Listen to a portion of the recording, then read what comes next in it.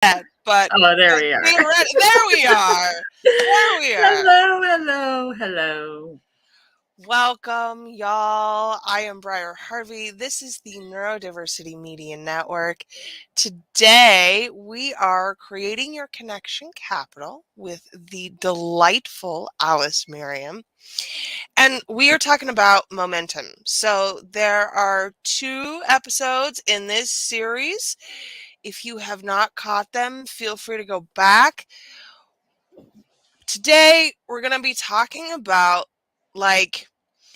how you know when you've hit momentum and what to do when it happens so you don't freak the fuck out, have an autistic meltdown, and hide in the closet for 3 weeks because holy shit, momentum. Mm-hmm. Yeah. Exactly. Mm-hmm. Yeah, because it can, if it catches you off guard and you're not able to handle it, then we talked about this last week. What happens? Like, you're pushing the boulder up the hill and you freak out, then you drop it, and then you've lost your momentum. So we don't want that to happen. And we also don't want you to miss opportunities that come along when you're in the middle of momentum. As you're building momentum, opportunities are going to happen that allow you to build even greater momentum, right? And you'll start to see that happen. Like, that's one of the signs that you're in momentum, is when opportunities, not every opportunity is going to be for you. Okay, let's just be clear about that. That is a fact. You have to be the decision maker on which opportunities are right for you and which ones are not right for you, which one's taking you off in a direction you don't want to go. But that is one of the signs that you're building momentum, is that opportunities keep presenting themselves to you. That's one of the clear signs, and you don't want to miss out on that. And you do want to be, what's the word I'm looking for? You want to discriminate for opportunities, right? You want to be very Discerning. I'm almost discerning. positive That's that's what the that word you're looking Yes, for. there you go. Discerning. I lose words, y'all. I lose them. They just go. You want to be discerning when it comes to which of these opportunities you're going to take advantage of, for sure. It's a big deal. So let's talk about what it feels like, first of all. How can you tell when all of the work that you have done to build momentum is actually getting you where you're going?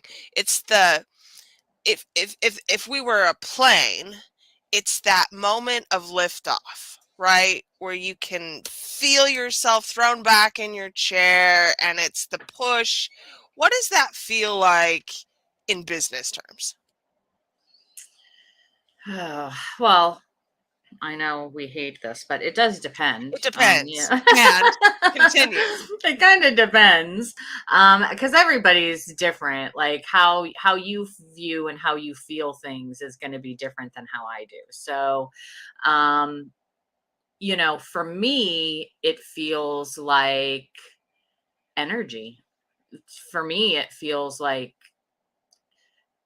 something's fueling my energy. Like, I get more energetic. I feel more excited, because it feels like there's activity. It's an energy thing for me.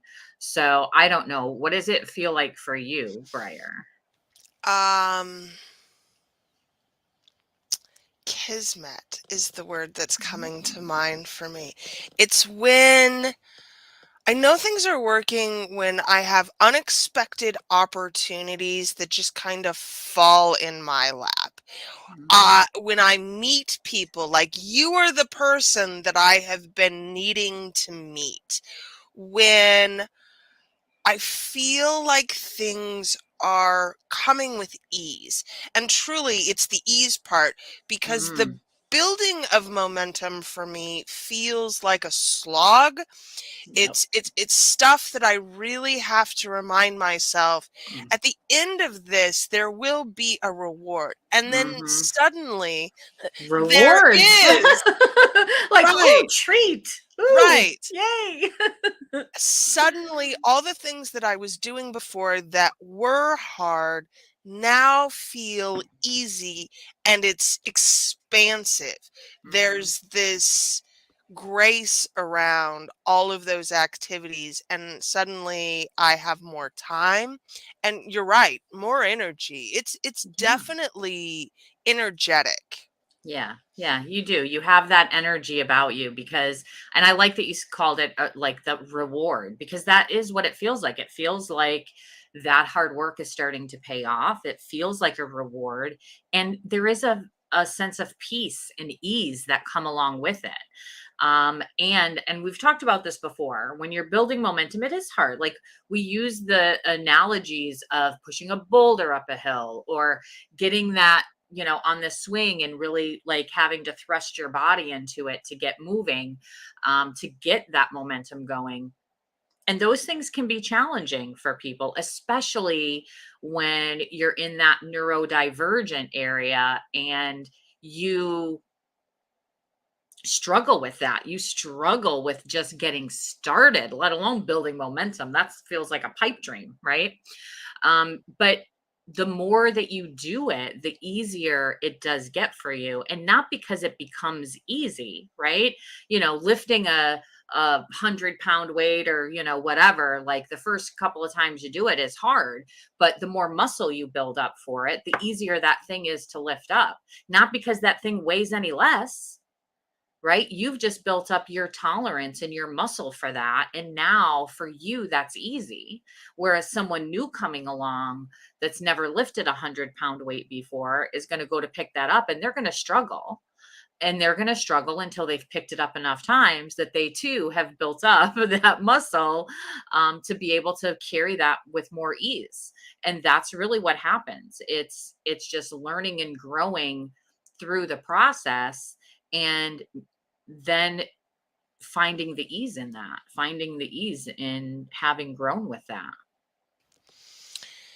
And I think this is where we end up really stuck, right? Because the capitalistic mindset around ease is that it is lazy. Yeah. And the orgasmic pussy coach mindset around ease is that if it's not, you're doing it wrong. So, like, ease is something that we have a lot of conflict Yeah. around, not Mhm. just externally, but internally too. And if you are neurodivergent, ease is dangerous potentially, because if it feels easy, there is often a lot of inner critic stuff that goes around, well, I should be excelling faster then. I should be doing more things. If this is easy, why is taking a shower so hard, right? Hmm. So ease carries a lot of baggage to It it. does. It does. How do we start reframing that? Yeah, that's definitely a mindset. That's definitely a belief system. Where we all have deeply embedded belief systems that we're not even aware of, and they were given to us, from early childhood. All the people that were in charge of our lives, when your parents told you money didn't grow on trees, that became like a mindset, that became a belief system you started to carry around with you. Nothing comes easy. You have to work hard. If you're not working hard, if it's not if you don't work hard to get it, then it's not worth having. Or, all of these things, like our teachers and coaches and parents put on us. These are all things that we carry with us in their belief systems that we have. And so one of the things I did a few years ago, actually, and it helped me a lot, is I really started to write down some of these things, that I knew my parents always said to me, because there's stuff that your parents always said to you, or your coach, or your teachers, or whoever. And then I try to look at how that thing showed up in my life. Like, how does this money doesn't grow on trees? How do how have I proved that to myself? How have I been holding on to that belief?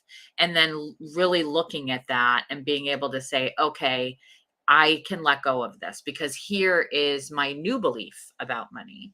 And we have a mutual friend, uh, Biba, who is also on the uh, has a podcast with you, Briar. Yes. Um, and she does these amazing affirmations, and those kind of things can be really to change the way you think about ease, about work, about money, about all of these things. You really have to take a look at where they came from first, how they've been showing up in your life, and then do a reframe for yourself. Define it for yourself and carry a new belief about it. And like the affirmations that Biba works with, they can be very, very helpful in helping you reframe in your head how you look at those things. That is the dynamic affirmation method. You Yep. can find Biba's show here on MNN, and we will link to those affirmations in the show notes. I think that is it. It is mindset, and it's also boundaries. Mm, So let's talk about that. yeah. So I am I'm better at boundaries. Let's believe there. I'm better at boundaries now than I used to be. Um, Especially for folks who are neurodivergent, which I am, very much so. There's a lot around, it's hard to sometimes say no, um, Mhm. because guilt, like, well, why not? Well, like there's just all of this stuff. And not just guilt, but for a long time for me, it was like, I want people to like me. And in order for them to like me, I have to say yes. Right? Because if I don't, then I'm a bad person. If Yeah, I'm not that doing all of these RSD. things, right? That's Oh a my real gosh. bitch, y'all. You know what? Just knowing what that was gave me so much relief that I cannot even tell you. Like, I can't even tell you like knowing that that was a thing. And I didn't learn and know that was a thing until I was in my dang 40s. Mhm. Okay. Like, so my whole life up until that point, I struggled with that. But it really can weigh you down just knowing and learning what the RSD is, and being able to look at where it shows up and why, and what what your trigger or your fear around that thing is, so that you can start making those changes, because it's not going to do you any good. I can tell you right now that saying yes all the time and being a people pleaser and doing all those things, none of that brought me or any of the other people in my life any real joy or happiness or success. Never did. Never. Never did, until I started to sit down and look at, what are my priorities? What do I value myself? Right? Okay, I have my family. How do I value my family? How do I show that I value my family in my everyday life and actions? What does that look like on a daily basis? How do I show that this business that I'm building, is a value to me? Right? Why is it a value to me? Because I have the flexibility to be available for my children, because they're my number one priority. I also have the income to provide a good life for them, right? Put a roof over their head, feed them, right? This is why it's important. This is why I value it. Now, how do I show that every day?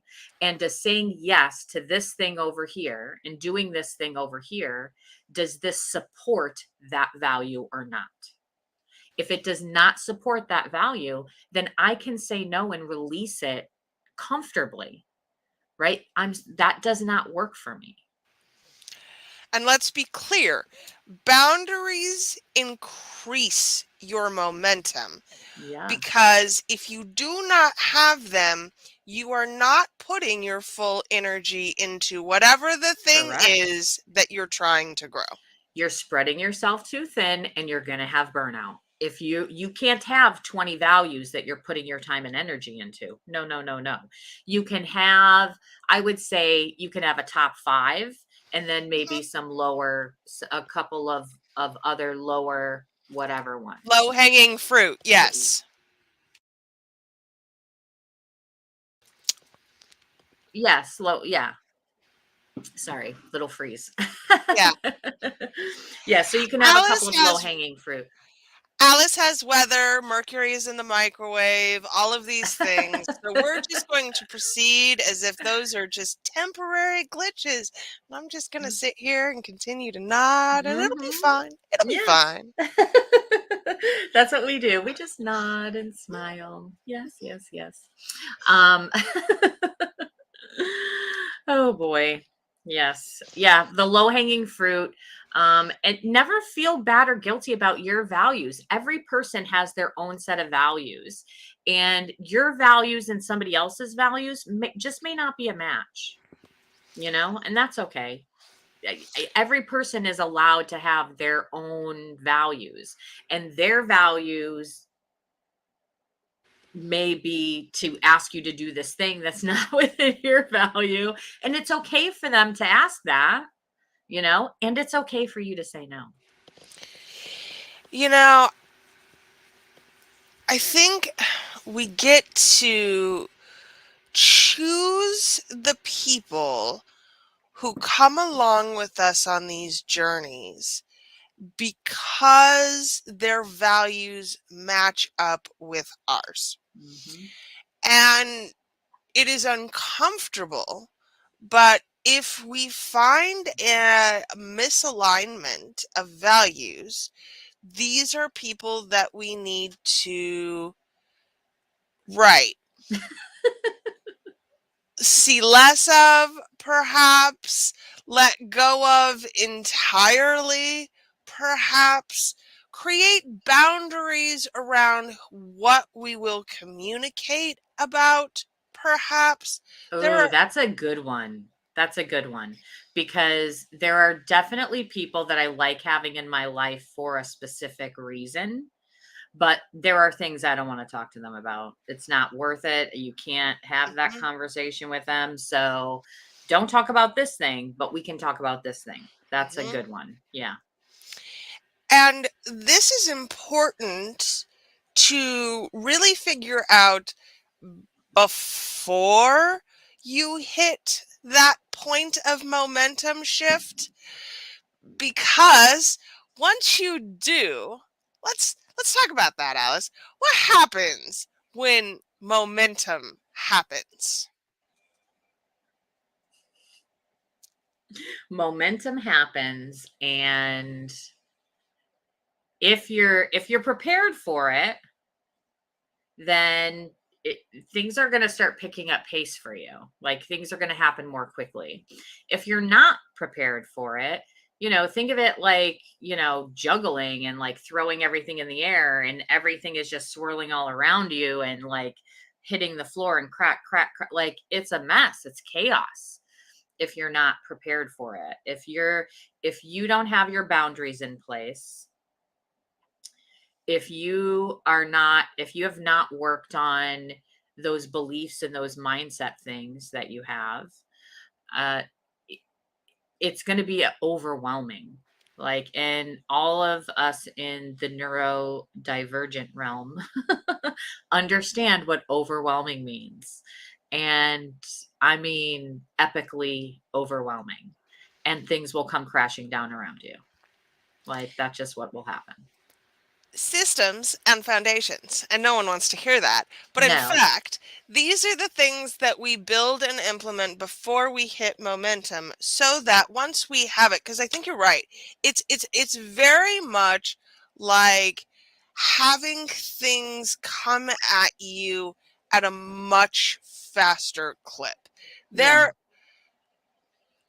so we launched the Neurodiversity Media Network in January.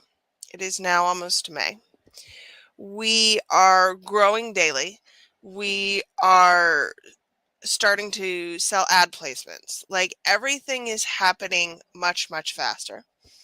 There are days when between recording and just the output of my work, that when I go to bed, my brain is so full, so mentally exhausted because everything is happening so fast.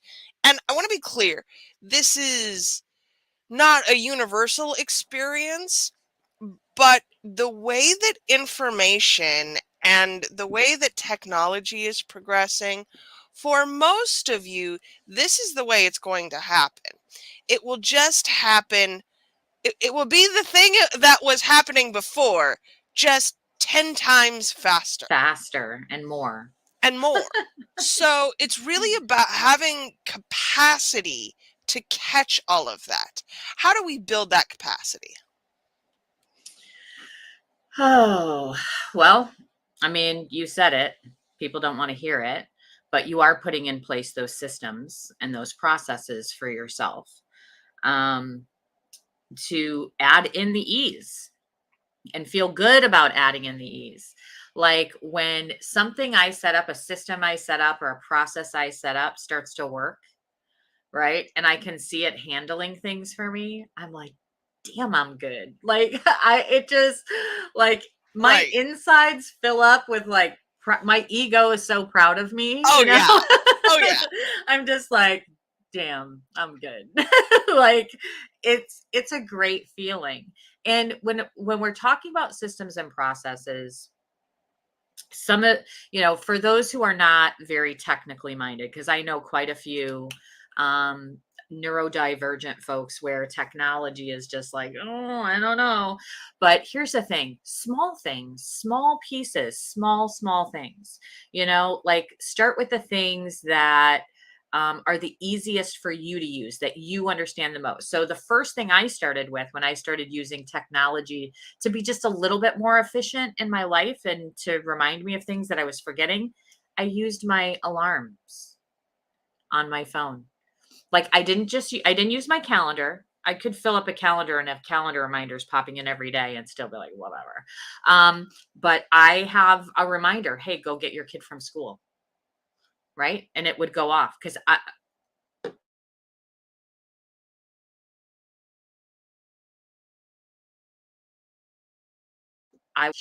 there we are. I would be tunnel visioned and hyper focused on something and lose all track of time. That's part of my neurodivergence. Now, if you don't have a time blindness issue, then maybe you don't need alarms. Maybe it's something else for you, right? So that's how you start. You look at what is the thing that you feel like is the heaviest to you right now?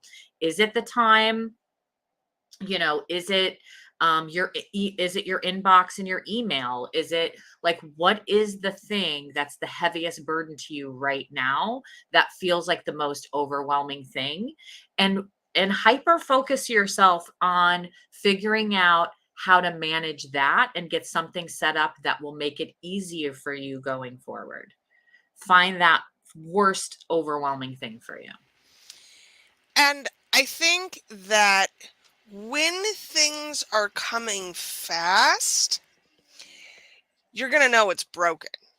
You're Yeah. going to be able to tell that this part of the whatever is not working. Yeah. How do we fix stuff on the fly, Alice? Mm. That depends too. Depends on what it is.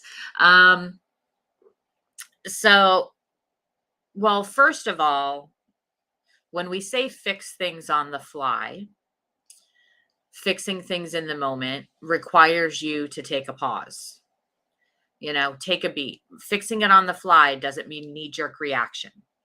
Okay, that's number one.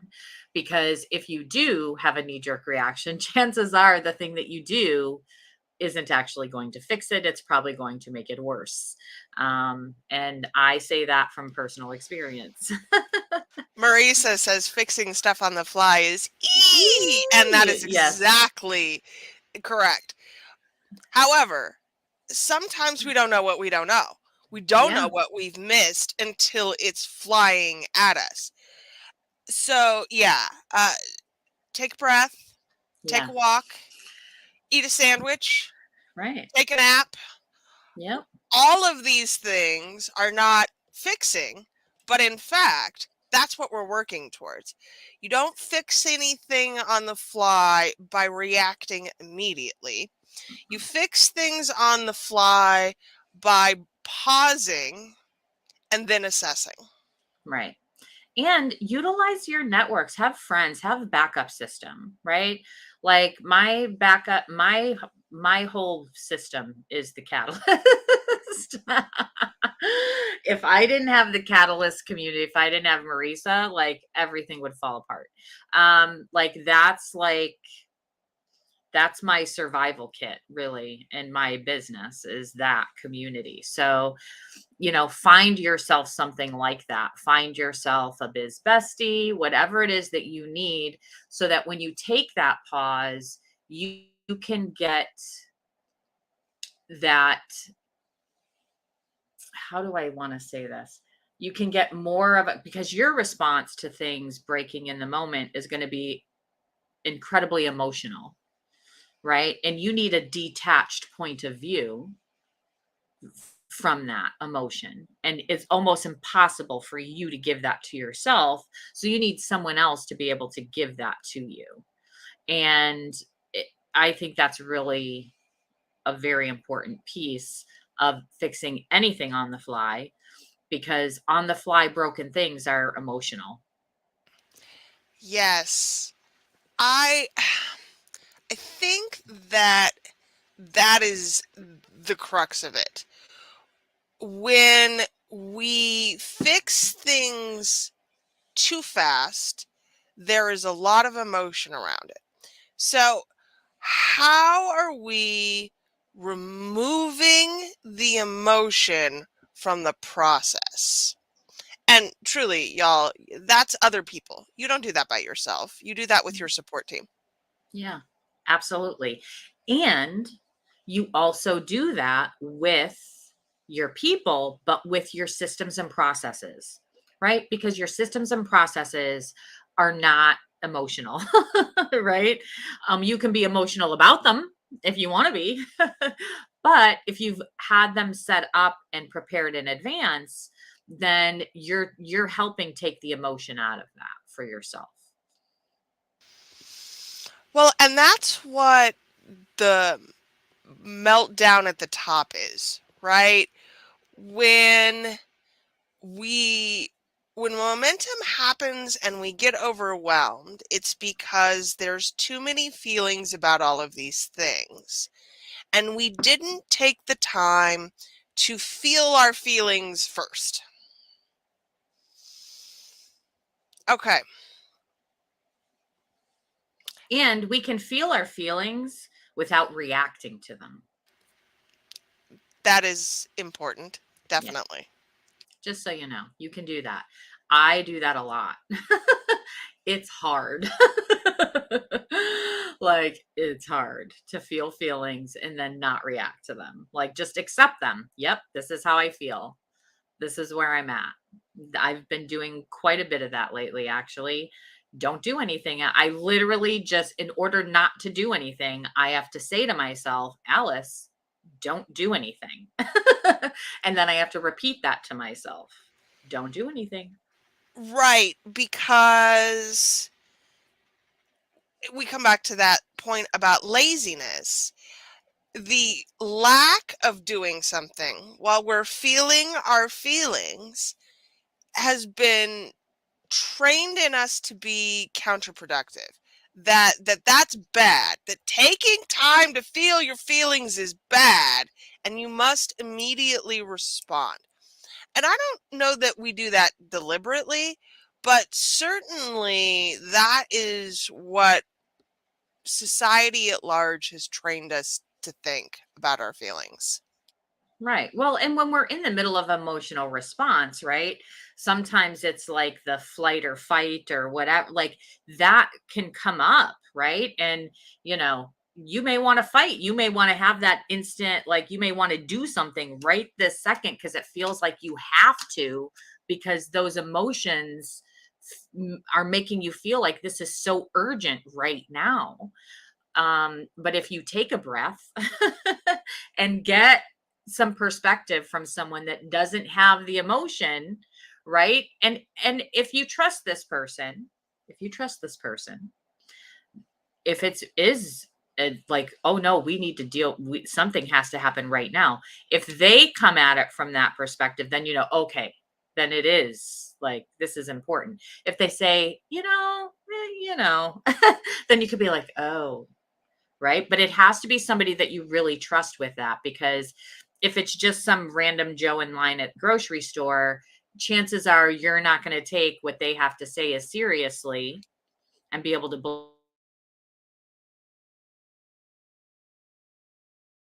believe in it as you would trusted to you.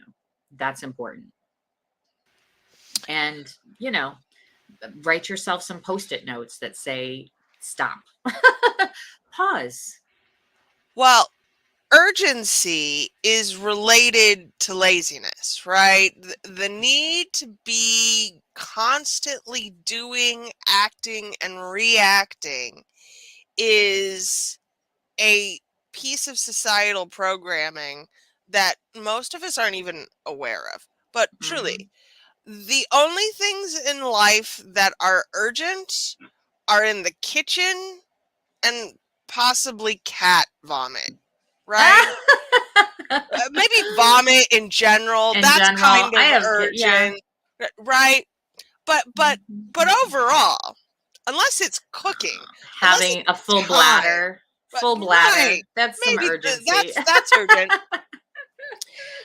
Most things are not urgent. Business almost never is. Never. Online business almost never. Like truly, I can't even think of examples where online business is urgent, because it's not. It's all going to be here tomorrow and the next day and the day after that. Mhm. Yeah. Urgency is a lie told to us to increase our productivity. But productivity isn't related Keep to running on momentum. that wheel. Keep Right. going. Productivity isn't related to momentum, because running on that wheel doesn't actually get you momentum. Or anywhere. No, no. It S- actually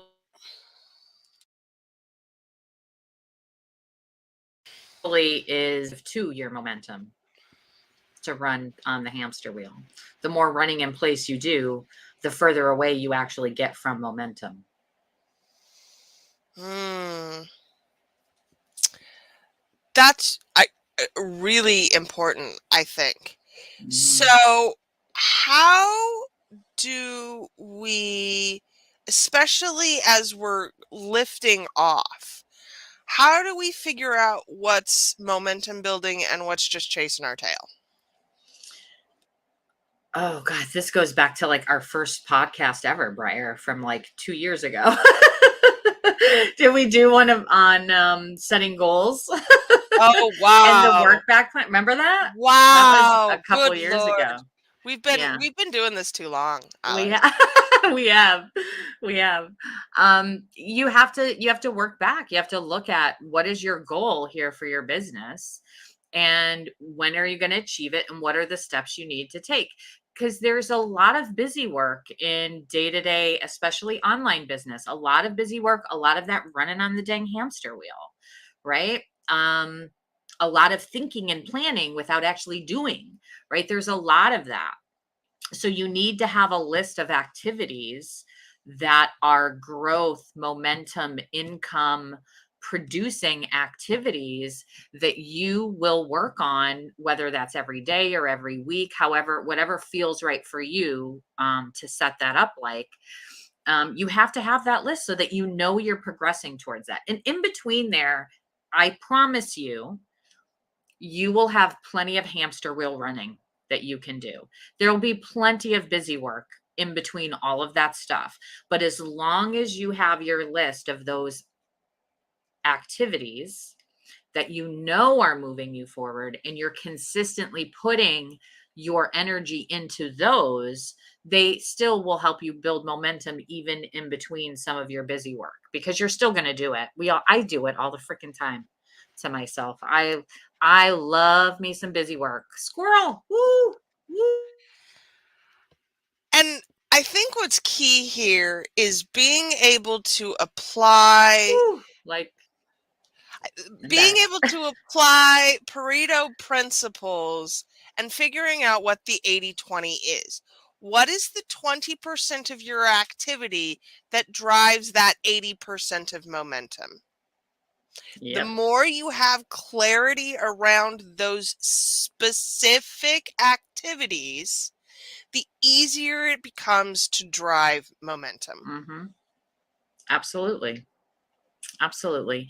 And the less, I mean, you'll still do busy work, you'll still have that. We all do, but it'll get less and less. You'll lessen your busy work. Okay, so we have momentum. All of the things are coming at us. In addition to being able to catch those things, there now needs to be an increased focus on self-care. Let's talk about that. Not only does there need to be, but that's another sign that you're in momentum. For me, another sign that I'm in momentum is that I want to take care of myself. Ooh. Um, because I am feeling good, because I have that energy, because those opportunities, things are starting to happen. And when that happens, I feel good about myself. And when I feel good about myself, I want to take better care of myself. So that is, for me, that's a sign that I'm in that momentum, that I feel successful in what I'm doing. Right. So I do feel that way. And yeah. And then self-care, I mean, that's whatever it is for you. Like I just told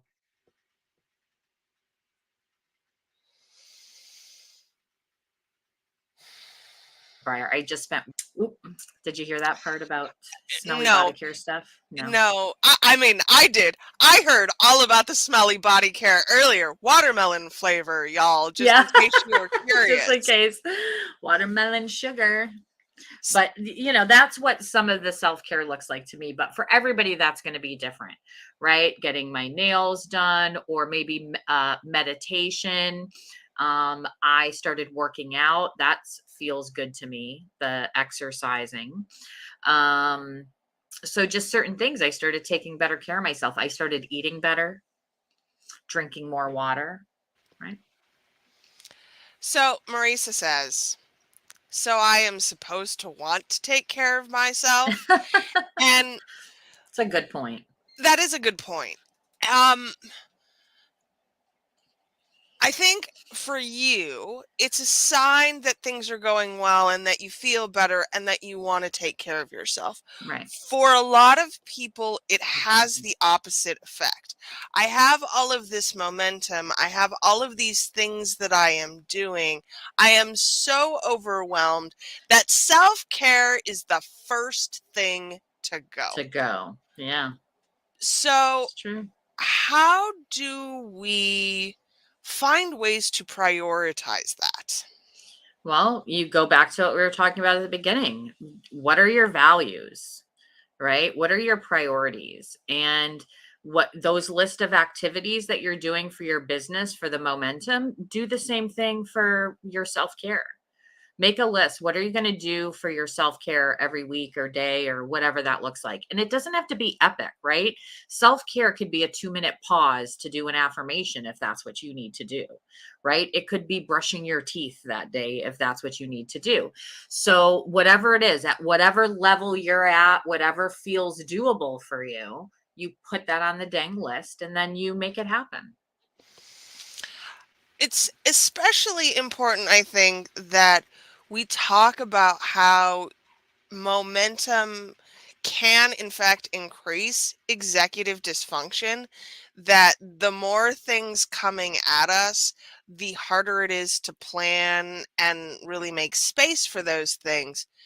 So, truly figuring out where you are, what your values are, how to build space in for those things is absolutely essential.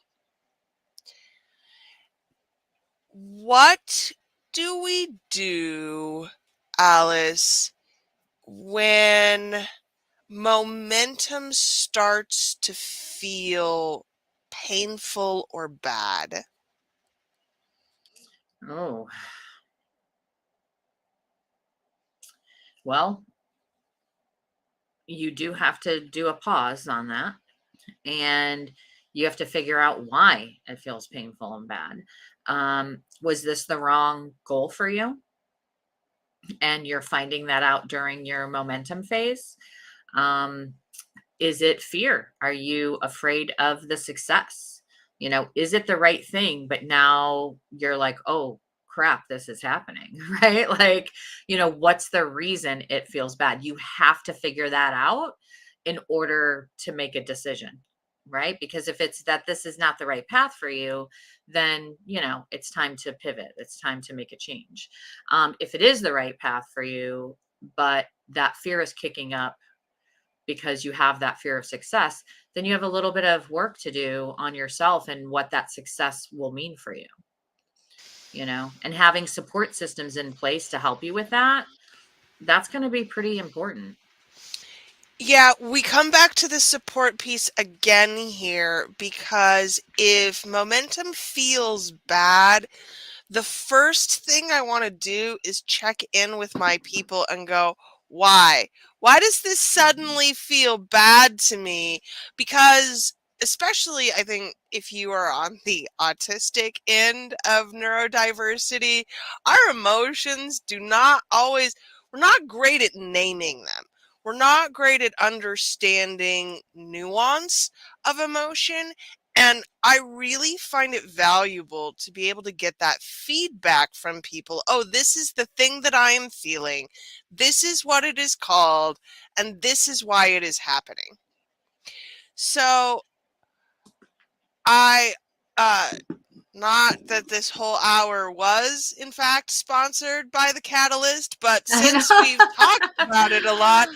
I would like to invite you all to Marisa Lowen's Catalyst. If you would like more information, you can find it at my affiliate link, briarharvey.com/catalyst. Because those people are, for me and for Alice, absolutely foundational in being able to assess where I'm at, how I'm feeling, and what I need to do next. Absolutely. Absolutely. And not only that, but they're also essential in being able to take a break and have a fun and interesting conversation about something that has nothing to do with business, because my brain just needs a dang break, right? Like, I have lots of fun and laughs in the workroom as well as work. Like, it's an everything place. It truly, truly is, Hmm. y'all. Yeah. I think the thing about momentum, and we've talked about this whole series, is that it takes time. Hmm. So as you are building it, as it's working even, what are your definitions of success? And sometimes it helps to have other people look at that for you. Sometimes it helps to have a profit plan. Yeah. Sometimes it Oh. just helps to know what you're after. And if you don't know, ask for help. Hey, we have a show about that too. Mm. Amazing. I know. Synchronicity right there. Right there. All Hmm. right. Alice, what are we covering next time? Oh, that's a great question. Which is this? Which episode are we on? Is, I is this think the? this is 3 of momentum. I thought it was 4. I thought this was the last one. That's interesting. Let me look at our thingamabob. Nope, this is 3. We're supposed to have another one here. I believe 100% that you have notes about this, Alice. I know. I'm going into them right now.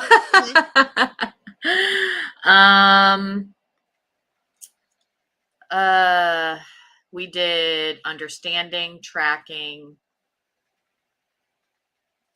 Did we do myths? Oh, we did not do myths. Okay. Myths about momentum. And good God, there are a lot of them. There's many myths about momentum and honestly business and online, all the stuff. There's so many things, so many.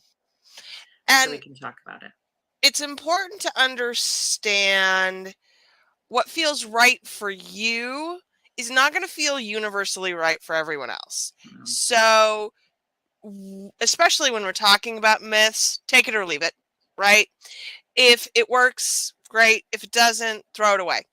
We will be back theoretically in 2 weeks. It is the rainy season in Florida, y'all. So, like, we're playing it all by ear right now. But 2 weeks to talk about mess. This has been another incredible conversation. Thank you, Alice. Thank you, Briar. I always love chatting with you. I know. It's like so these fun. are the kind of conversations I could do. Like if it was this easy to do a podcast with anybody, I would do it every day. I would just every day. Let's just sit down and chat. Let's do it. All day, every day, baby. Yeah, That's what the Neurodiversity Media Network is for. Yeah. If you have not yet subscribed, hop on over to neurodiversitymedianetwork.com. Paid subscribers get a couple of additional private streams. And when each course is over, we also build out a curricula page so that you've got all of the lessons in one place. We've got all of the resources, if there were any.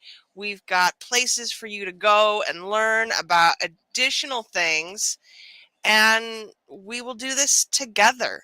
Thank you all so much for being here. Once again, this episode absolutely was not sponsored by The Catalyst, but if you're interested in joining us, you can find it at briarharvey.com/catalyst, and we will see you all again next time. Have an amazing day, y'all.